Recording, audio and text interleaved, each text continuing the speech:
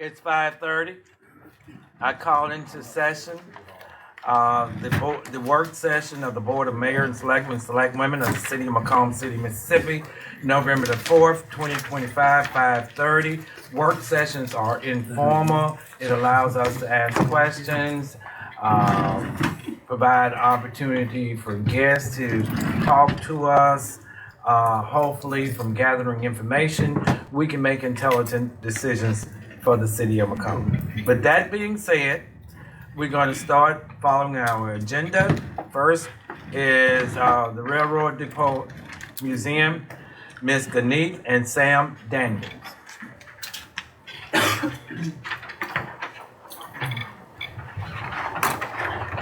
Good evening. Thank you so much for the opportunity to be here and to speak to you. Most of you know us, but you don't really know about us. Sam is a pharmacist, supposed to be retired, but he's not. And he has served on numerous boards throughout the United States with very prestigious jobs. I'm just a McComb girl. My daddy was a railroad man, and I have been on the Railroad Depot board for many years. Serving at some point as president, and okay, is that better? It's loud. Of course, my mouth is loud. You can probably hear me anyway. Is it on? Anyway, I've been very involved with the Railroad Depot Museum for many years, and Sam and I are here today to kind of make you aware of some things that you may not be aware of, and also to ask you for some help today. It's good to be here with you, and part of the reason is to share information that will help you in making some decisions, we hope. The life of McComb and its history changed drastically on May 30th, 2021, when our depot was burned by an arsonist. Ralph Price, then the executive director of the Depot Museum, solicited volunteers from the Rotary Club, railroad volunteers, firemen, citizens of McComb to help secure the artifacts, because all of them were not burned up, and place them in a secure location. Dozens of volunteers, including the two of us, worked for months trying to save the artifacts, and then we waited. In January 2022, the city moved forward with a plan to cover the exposed ruins with a roof and sides that would protect the remnants of the building that had stood open to the elements for over 7 months. And we waited. The carcass was enclosed and covered by May 5th, 2022, and everyone waited to see how everything turned out. After much discussion with the insurance company, nothing happened, and we waited. Since we had no idea when work would begin on the depot reconstruction, in February of 2024, the executive committee of the Depot Museum decided to find a location for the museum by establishing a temporary location to once again open the #1 tourist attraction in McComb. The temporary location was opened at 112 3rd Street in July 2024, with a resounding response from our volunteers and friends. After almost 3.5 years of little positive action, the city announced a settlement with the insurance company, and rebuilding efforts would begin in September of 2024. During the temporary museum period, and this is important that you know what happened then, we were able to secure 8 museum quality display cases through a grant that provided our small museum with extraordinary opportunities. Each of these 6-foot-tall, all-glass, tempered glass cases cost $1,500 apiece, and they weighed 400 pounds apiece. In December, we hosted over 250 pre-K public school children for a Christmas field trip. Sweet Miss Maddie entertained the children in her last public performance. In all, we had over 450 people enjoy the museum during the 9 months that we were open. Also, this is another important thing, artifact donors came to the rescue to give us some rare and fabulous items that will augment our collection. In fact, we now have enough artifacts to completely fill an entire Pike County history room. This is in addition to our railroad museum. This will complement our railroad history. So you might ask, why did you close the museum in May of 25? We closed the museum because we had to pack it up because we were told that we would be able to move in June the 1st. So we shut it down and we waited. And it was not completed. We went all summer and it did not happen. We didn't get in the museum. And you know, you just have to kind of put yourself in our position. How would you feel with this sort of thing, you know, not being completed? So finally, we were told that the depot museum, the depot building would be finished in October of 25. Now in the background, we had purchased a security system and a camera system to protect your depot building to the tune of $16,000. We did not ask the city for one penny of that. We paid for it through the museum. Once again, the railroad car is property of the city of McComb. Now I'm talking about our rolling stock down there where we have the engine and the coal car and the refrigerator car. And we've spent over $10,000 refurbishing the office car, which belongs to the city. We paid for that ourselves. We did not come to the city to solicit money for that. While the depot was being built, we would at times offer private tours or for the office car and for the railroad post office and the caboose. So while things were not finished at the depot, we were still working because we wanted to keep the reputation that we had with this depot in high standards. We were many times referred to as the best railroad depot museum between Memphis and New Orleans. And that's our goal, is to make it once again the best museum. Something that all of the people, all of the citizens of McComb can be very proud of. We have some new and very innovative things coming out. And while all of these outlays of fun are not evident to you or to the city, we wanted to make sure that our depot was the very best tourist attraction for McComb that it could possibly be. After receiving permission from Mr. Cox and Mr. Allen to move our display cases into the depot, we arranged to have volunteers, a professional mover, a special gate lift truck, and some volunteers from the community college, and we moved our display cases into the museum. They've been sitting there since October the 8th with nothing having been done to them because we were told that we did not need to go inside the depot to do any type of work. So that has set us back quite a bit.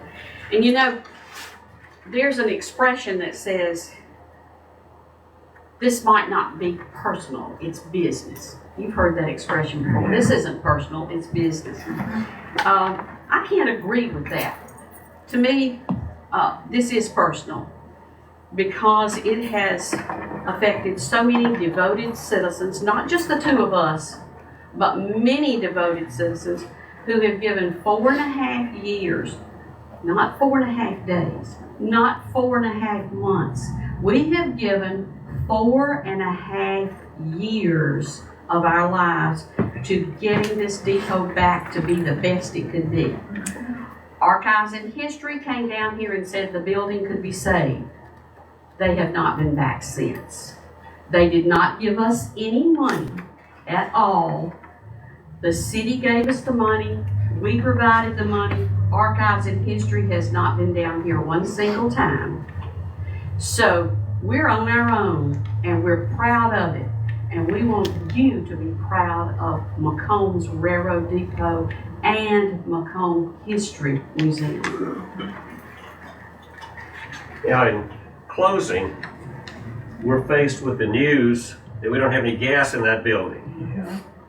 We're faced with the news that it's going to be cold. We know that. The artifacts that we have and the displays that we have are impervious to cold. Now, I guess if they were in a snowstorm or a blizzard, it might cause some issues. But just to be stored in some room that's cold is not a problem. We don't have any problem putting jackets on and getting in there and working. So if you're waiting on us to get heat in there, you don't have to. We'd be glad to go in there and work without heat. I know that may not be what you're interested in seeing, but believe me, we've been waiting a long time. We're ready to reopen the museum. We have people waiting, begging, when is it going to open? Let us get in there and get it going. We've already canceled one grand opening due to delays. Please don't table or delay this discussion. We need you to help us reopen our museum. Now, there's one other thing I'm going to share with you. Some of you may not remember exactly what we say, so we thought we would provide you with a few bullet points, if you'd pass that around, so that later on, if you have any questions, maybe they'll be on this frequently asked question sheet. Thank you very much for your time and your attention. To Mr. Sam and Ms. Gane, we have had many conversations. Okay, I have told you that the city is committed to getting the depot open. We just want to make sure legally, as far as liability is concerned, that we are protected and that you all are protected. So we're working as hard as we can, and you saw us in motion today, trying to get things lined up where it can finally be closed and operations start. So we ask that you will continue to work with us. We appreciate your commitment and your dedication. My hat goes off not only to the two of you, but to the entire museum board. Mm-hmm. Thank you. Any other Okay. questions? Okay. Mr. Green, discuss inspectors carrying weapons. We're back to that subject again.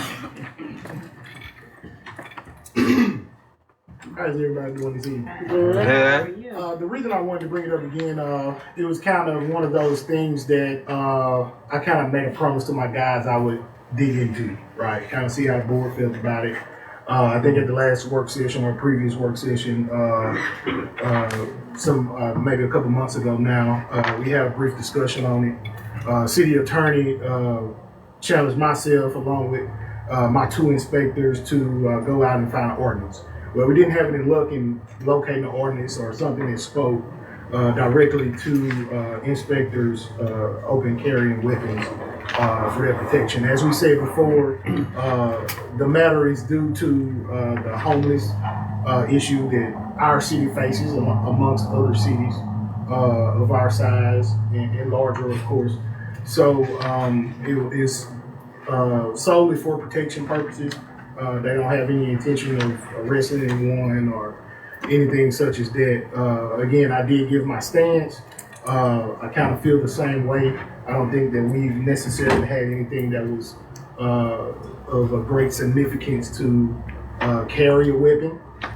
Some people around the board expressed that, hey, along with my guys, that hey, it's better to be prepared than and have it and to not be prepared and need it, right? So I get it. But again, I did reach out to the former fire chief, McKenzie, because he had been here so long to see maybe what steps were taken for the fire investigator to carry. And he said that they did go to the part-time academy. So there's kind of where my knowledge stops. Again, I rely on the board to hear your feedback as well as yield to the police chief and the deputy chief to maybe give some recommendation on what they think and what they feel these inspectors, I guess, have or be trained in as far as using a weapon for that matter. So if I can, I'd like to call on the chief and deputy chief to kind of help me out or help fill in about the academy and what they think. Before Chiefs comes up, Damian Green was the investigator within the fire department who went through the training and was allowed to carry a weapon.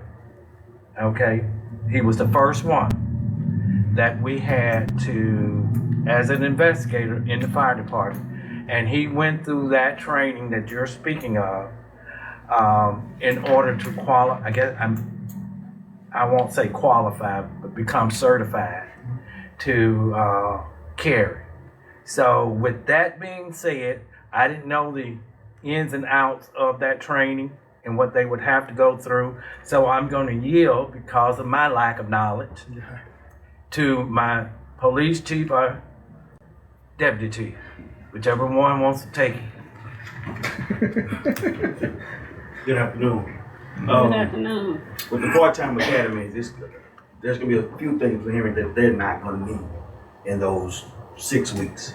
It'll be okay if me and Chief get with Hattiesburg or Malota and Pearl to see which class these guys can go up there and take when they come down to night fire, day fire, understanding how to clear a home, understanding what's needed when they come down to just handling that weapon properly under the liability and legality of the city of McComb. So other than that, I think it's just going to come down to what classes they're going to need out of those 6 weeks, because they're not going to need all, because they're not going to have the power to arrest. So maybe 3 of the 6 weeks, or if we have some guys that's firearm trained in-house to save some money, we can get them squared away if we've got the right credentials that we can sign off on. Maybe we don't have to send them, we can do it in-house. So we have a few options we can go by. It's up to the board to do what's best for the liability of McComb. So we can do the part-time academy, or we can try to save money and do it in-house. Okay, I saw Selectman Cotting first, and then Selectwoman Baylor. Yield. Selectwoman Baylor. They offer de-escalation training. They will offer de-escalation training also. Again, we can also teach that in-house, that we have the right credentials to sign off on. But like I said, the board would rather it be done state certified. I will like them to be state certified. I think that'll be the route. Okay, Selectman Mullins. Okay, can you tell us about incidents that have occurred within the city of Macomb where it has led to violence with the inspectors? Something that we haven't heard about? No, sir. I can, from my knowledge, none. I can check the CAD before I got here and go backwards and move myself forward and look and see if anything has been called out that they need law enforcement for. But Ms. Perry, have you had anything coming up? Selectman Mullins, I will add, in the previous work session, I did discuss probably myself having the closest near miss when it came to a situation that I guess we say could perhaps gotten ugly. The gentleman had a knife when we pulled up to the property. He was already outside of the home. This was a response to a sewer leak. The gentleman appeared to be in his early 20s. And like I said, when we approached and pulled up to the house in front, he already had a knife in his hand.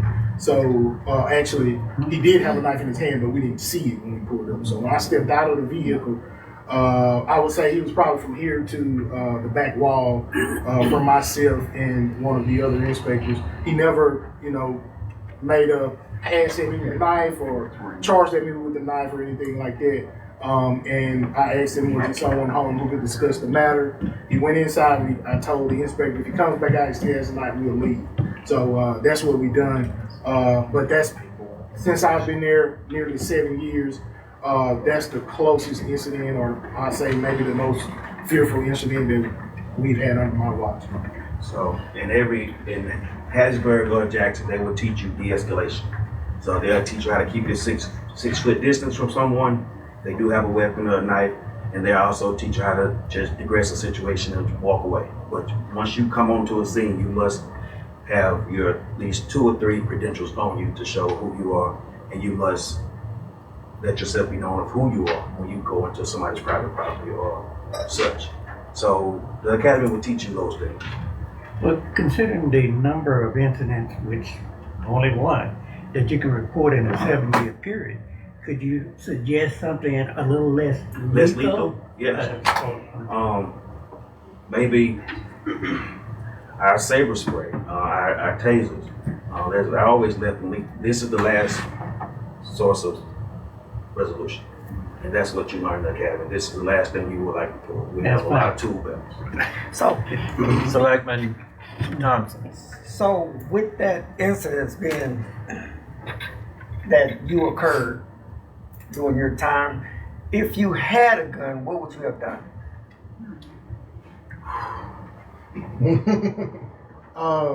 I think that's a great question. It's a fair question. I think that it wouldn't be a question for me because I'm almost totally against the weapons, to be quite honest. I mean, again, this was a promise to the guys that I take it to the level to completely exhaust this, so that I've given them a hard no several times. I put it like that. I can't really say. Nobody necessarily knows what they'll do when they have a weapon and something like that happens. I mean, if he has knife, we're that far apart. And that's the lack of training, right? I hadn't been to the academy. We would have to factor that in.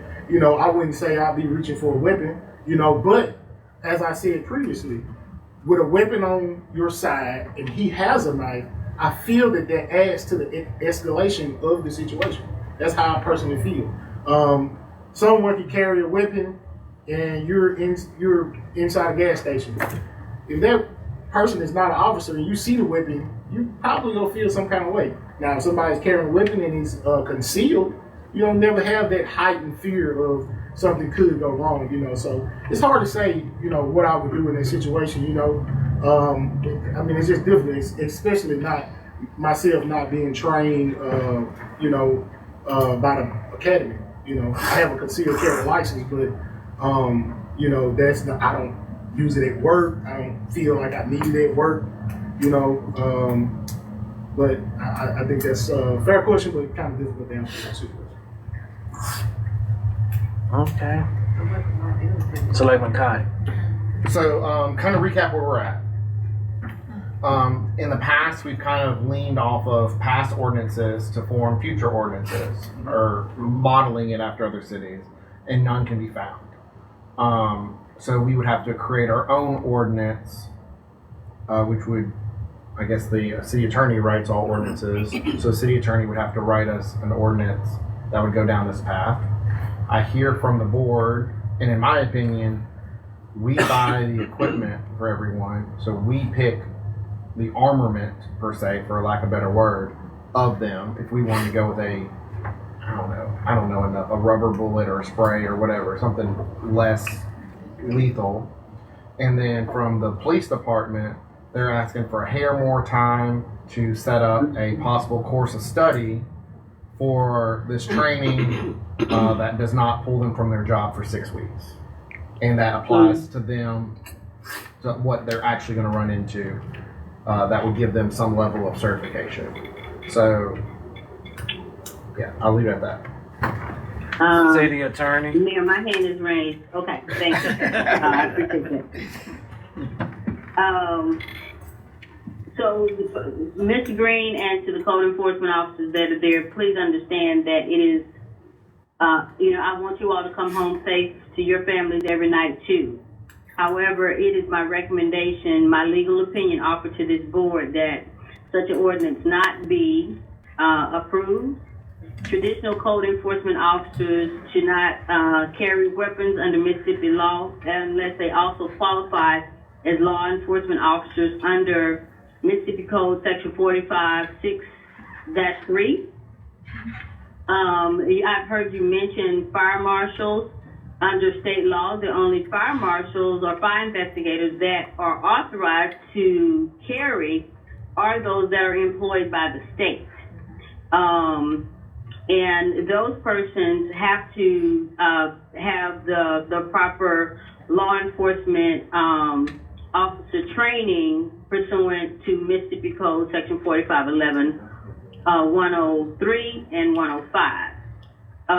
There is a clear distinction between a law enforcement officer that has arrest authority and all the other training, and a code enforcement officer whose job is to is regulatory, not criminal practice in nature.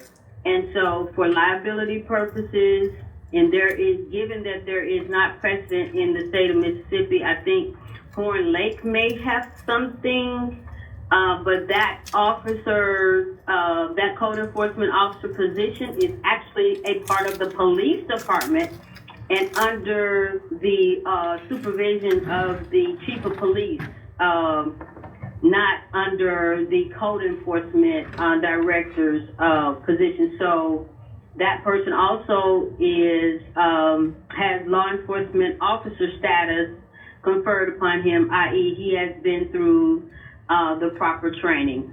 So it would be my recommendation, not that the city come up with the ordinance that would allow you all to do this, but if you so chose to do that the city would restructure the position and put the person as a law enforcement officer assigned to code enforcement, but he would be under the supervision of the chief of police. That is my recommendation. Okay. Selectman Cotty. Is there any certification less than a part-time? That's the lowest level certification? Okay. No, volunteer, they call it, but it's not credit. What's that R word you use? Not what? Accredited. Accredited. That's not an R word. I heard an R. Well, Mr. Green, you've done your job. Okay. Invoices. Garrett, Neil Schaefer.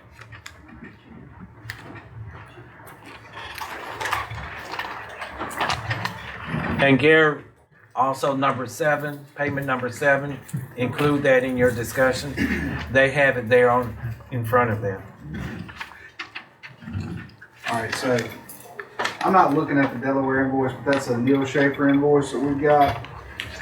Or is you, okay, you're saying the Delaware and the citywide overlay are Neil Schaefer invoice. Number 7, you just sent it in? Okay. I got that one, yeah, that's for the overlay project, pay application number 7, for $784,392.90. Just to give an update on that project, they striped Marion Avenue and Summit Street today. Actually started on it yesterday and finished it up today. They will be moving back into the Beartown area here probably within the next couple of weeks. We don't have an exact date yet to finish up those water line repairs. And then we've got this work on Burke Avenue that we need to discuss as well. Okay. Any questions about payment number 7? Put it on the, go ahead. So, Mr. Garrett, with your citywide overlay, that does include Beartown and Algiers, right? Ward 4, as for the overlay in the streets and That's right. Yeah. and the culvert and gas line. Yeah, I should have said that. So they finished the culvert on McComb Street. They've done that work, and they found the point repair on Monroe Street. So both of those repairs have been completed. So they're gonna hook up the, if I'm not mistaken, are the meters hooked up? So no, that's the work they've got to do. They've got to come back and finish their services connecting to that 6-inch. That's on Holmes, Monroe, C.C. Bryan, and McComb Street. So as far as the overlay, I know Holmes, Monroe is getting a full overlay. C.C. Bryant's getting a partial overlay. There's that kind of section in the middle that's relatively new asphalt. We'll just be doing base repairs on that. And then McComb Street is just base repairs because that was overlaid in the last project. Yeah. So it's a combination. Some places are getting overlay, some places are just doing And Monroe's, which is Monroe. That's right, full overlay. full overlay. Okay. Yep. Okay. Continue, Mr. Garrett.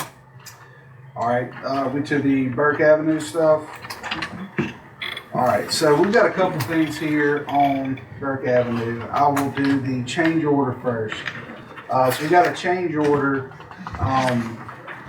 for 10,000. So here's what happened with Burke Avenue. We were doing a meal and overlay on Burke Avenue. As you know, Burke Avenue on this portion that we're talking about is concrete underneath. It was overlaid asphalt, concrete underneath. when we milled it up, we found several voids underneath the concrete where there has been a water leak in one scenario, or just an area where water is getting underneath the concrete. Just over time, it can be a small little area, but just over time, it's washed that away, and we're talking about some pretty big voids here. The first one where we got a change order, we've got a hard price on this one. This is at the first intersection. I want to say that's Aston right there. New York's first. If you're going Okay, northbound. I'm sorry, New York. So this is where, when they milled it, they actually, as they went through, one of the truck tires on the contractor fell through the pavement right there. And that's how we found this big void. Thank goodness it was right by a drainage pipe, and actually got Public Works over there to backwash that culvert so that we can see the water coming back up through, which leads us to believe that there's a separation in that pipe. So this is a repair to go in there and repair that culvert and then backfill this void under there. So that's the first one here. We've got a hard cost on this, $10,700. Okay. Any questions about this one? Put it on the agenda. All right, the second two are the same area. I think this one is the one that's closer to Aston. It's down in the bottom where there's a box culvert there. So as they were milling this one up, the curb fell in, basically on the left side. Once we got a contractor over there to kind of break it up so we could see what we're doing, huge void underneath there, leading up to that box culvert.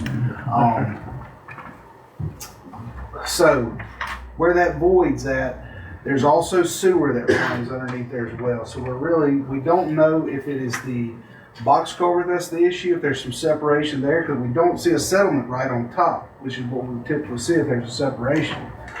So it's possible that it's a sewer. So we've got one quote here for the contractor to come in and TV, with their remote, come in and TV that sewer section so that we can see if there's some hole in that pipe that's causing this material to wash out from underneath the road. That one was $300 an hour. He told me basically that would probably take half a day for them to do that. So $300 an hour, half a day, so you're looking somewhere around $1,200, something like that. And Just you'll see, a moment, Selectman Cotty. So, Public Works has a camera. Why can't they use their camera? good point. So we got Public Works over there to try to TV this. The camera that they have is not a remote control. It's basically a hand-fed camera, and they can't do sewer with it, basically. They're not able to get in there and actually be able to push this along. You need a remote control to be able to drive in there. Like a crawler? Okay. Yeah, crawler. That's right. You gotta ask for a crawler. I know they've got a pretty price on it. Okay. Maybe not. Okay, but they can't tell us how much, they can't give us a ballpark figure like the other one, so they just gave us $300 an hour. And that's because we don't know what's going on down there. Okay, So what I would suggest on both of these, if these are approved, is to put a not to exceed amount on there. That way we do have some cap. We'll be inspecting the work to make sure that, it's being done correctly and that they're not just sitting out there on the job, that they're just getting this done and moving on. But this does protect y'all from the contractor not having to put just some crazy big number on it because they don't know what they're going to get into here. So I think this is the best way to do it for the least amount of money. so he's asking that we would put a not to exceed amount on this. On that one, I would say do 2,000. And so, sorry, man. Okay, not to exceed 2,000. Go ahead. So Selectman one's the Cotty. TV and one's the repair? Is that what it is? Okay. And what's the not to exceed on the repair? So on the not to exceed, That's $450. $450 an hour. I would suggest 30,000 on that one. I think this could be a pretty good bit of work they're having to do. It's a void on both sides of the box. So they're gonna have to dig this out, figure out what's going on. It could be something underneath the box. Also, if it is the sewer, I mean, we're talking about them having to shore down on both sides to make this repair. So it could be a bigger one. I hope it's not, but that would be my suggestion. I'm fixing 2 and I'm fixing 4. Okay. Any questions? Select woman Okay, so has he's saying not to exceed 2,000 and then not to exceed 4,000. 3,000. 3,000. 30,000. Okay, he said 2. and Yeah, then- there's one but for two, the TV. He said for 2. For the TV, he's saying at $300 an hour, Mhm. not to exceed 2,000. Okay. Then with the repair at $450 an hour, not to exceed 30,000.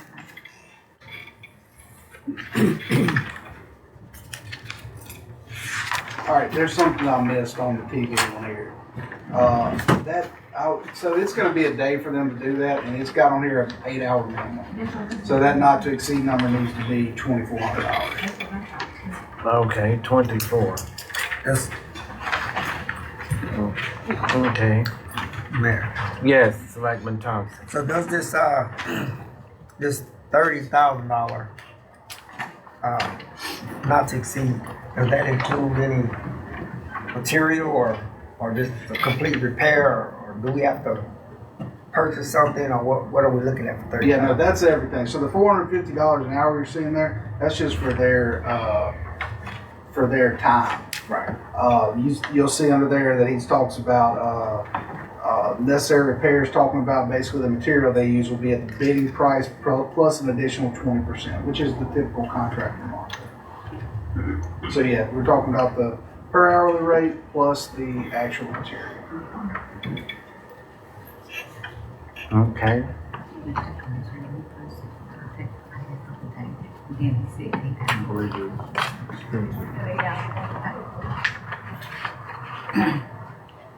And if y'all do want to see some pictures of it, I do have some pictures I can bring next week to pass around. I should have brought those tonight.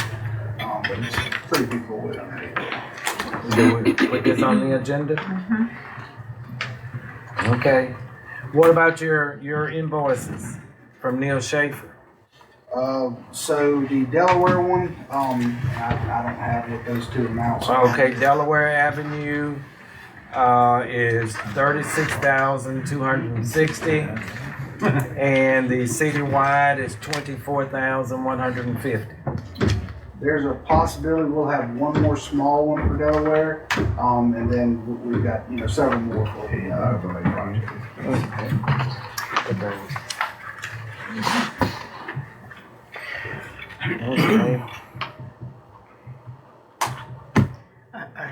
Go ahead, Selectman Thompson. It's not on the agenda, but something that I want to mention, that we're having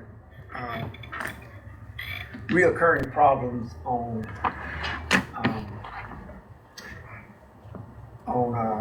Presley and I guess it's what Fairground Road. What is that? Holden, yeah. Right there by Quality Rental and the lumber yard. Okay. And I've spoken with Mr. Spurlock, and I think we put crushed rocks in there twice. So we got a problem with the trucks coming in, tearing the asphalt up as they're trying to make that off of Presley back into the yard. I think we need to come up with something and maybe charge one or the other to see about trying to force their hand to fix it, because it's going to be something that's being created by the 18-wheelers or something. I don't really know how, but I would like Let's look into it. let it look at it and see what can be done. I'll be glad to go take a look at it. Okay. All right. Thank you, Mr. All Garrett. right, thank you. Okay. Next on the agenda, you have items for the mayor. The first one is the Edgewood Park demo soccer quote. You should have that in front of you. I just had it, misplaced it. I'll speak to it if you like. There it is. Go ahead. So kind of bringing full circle, I'm pretty sure my numbers are on. The initial quote was $50,000 for them to clear all the buildings, leave all the concrete, remove all the fences. This board voted to ask them to do it for $60,000, leave a few buildings, and create generally level space for 2 fields, multi-purpose fields. The situation so in my mind, the board authorized, I'm assuming the recreation director, that she was good up to 60. Well, the quote came back at 95 to do that work.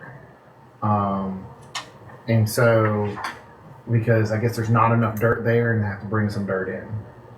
And plus, I guess leveling an area, like detailed sloping it, just takes more time.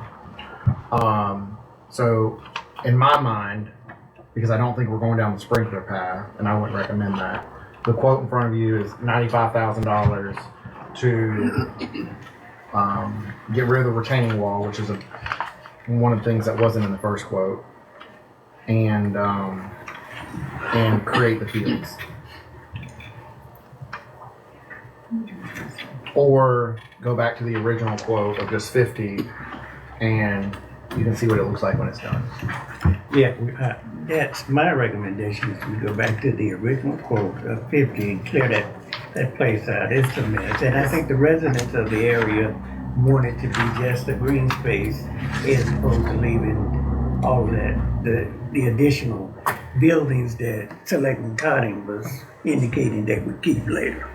I think you're going to be highly disappointed, but I think we should do it because the worst thing that will come with that is you just will lose the restroom, because I think that was what was important. I think we need to lose the restroom and build a new one. I don't know if you know how expensive building a restroom has been for the city recently. But he said the restroom's like already peed in it a year ago. It's like $180,000 for a bathroom. I mean, we're spending $2 million on a train depot. You know, imagine what a bathroom's gonna be. But if she's got the money from, She don't. Okay. Anyone else?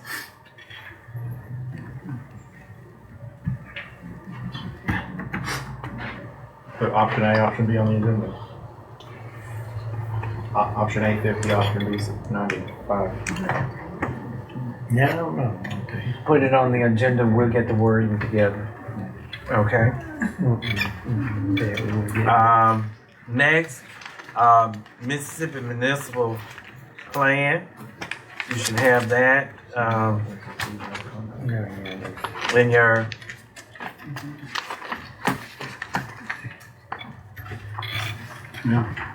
Our liability is $247,553. If we pay it all by 11/30, we'll save $4,951. So the total amount would be $242,622.26. Okay, put it on the agenda. Put it on the agenda. money coming out of what? That money is, when we set our millage rate, we set monies for our obligation. And no, I'm sorry. I need, this comes out of the insurance money that's budgeted in the general fund, CA budget. Okay? I'm about to go down the wrong rabbit hole. Okay? Sounds good to me. Okay. Now, proclamation. For the holidays, we normally go along with what the governor does. And if you would look in that proclamation, it says that the governor is authorizing Friday, November the 28th, for Thanksgiving. He's also authorizing Friday, December the 26th for Christmas, and Friday, January the 2nd, 2026 for New Year's. Are we going to continue to follow the governor's proclamation? The city's done that for many years. We should continue that, yeah. So suggest. Go ahead. basically, you said instead of having Thanksgiving on Thursday, have it on Friday. No, No. Thanksgiving, plus he's giving an additional day that Friday. Hey, Christmas, he's giving. they deserve it. I'm real good with that. Might as well, they gonna be here. If they're here, we're not gonna get any work out of it. Okay. Also, except for the police, and firemen. Okay. Y'all work 24/7. I do apologize, but that goes with the job. Okay. Next Tuesday is Veterans Day. And that's an official holiday for the city. That's also a board meeting. So we need to set a special call meeting.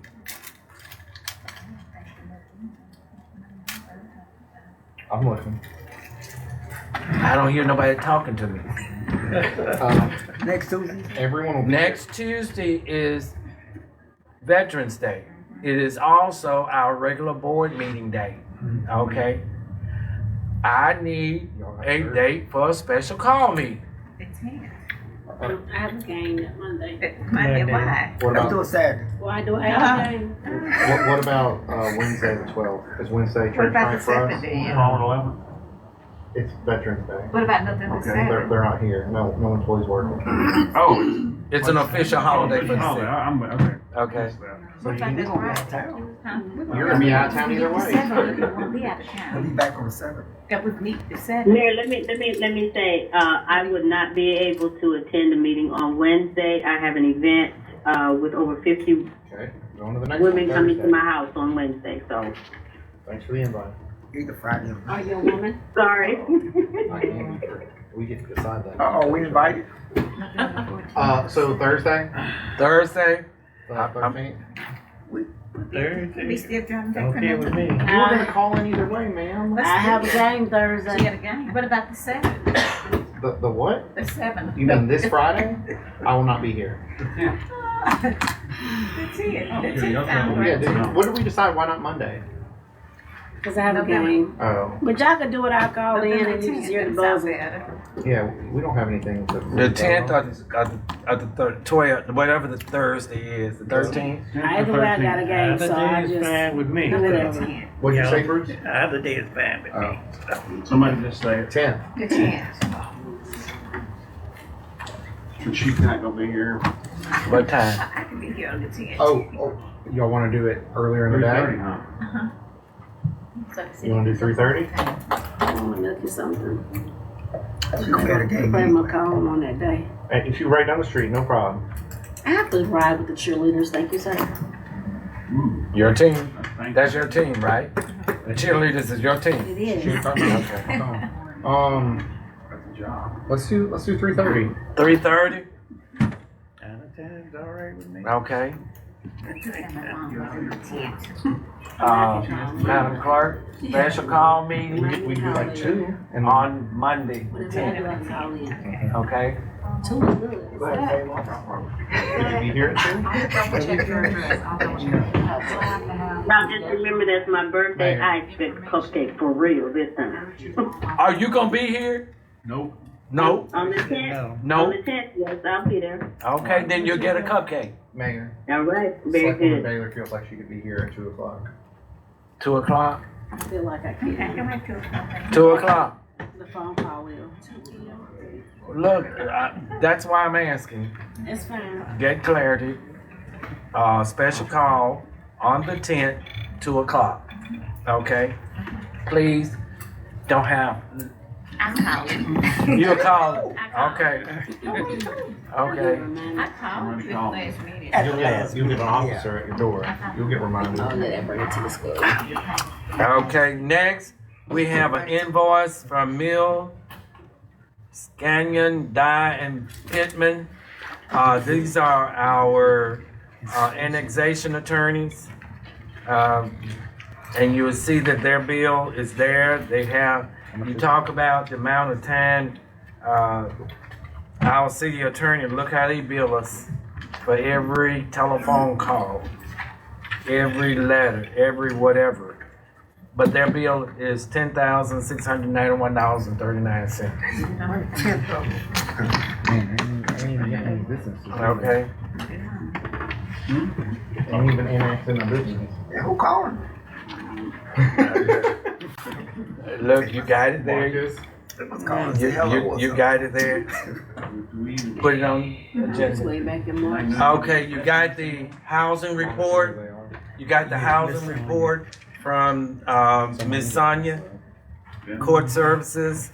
Our bill with the county is $26,390 for the month of July. Come the month of August, we're gonna calculate it at the rate of the new Attorney General's opinion that was issued in August, and that fee will drop significantly. I would too. So, Mayor, can I just comment on that? Just so that you all know, I've reached out to the county attorney on at least twice, maybe thrice, regarding the amendment of the MOU. I have not had a response.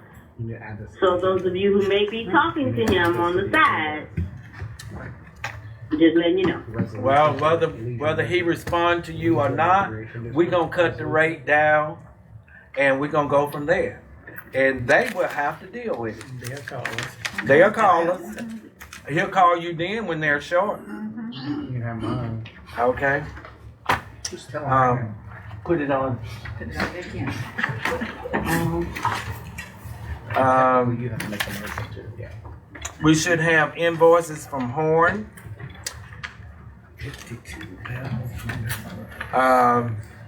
Page 24, we have an invoice from Horn for $52,060.99.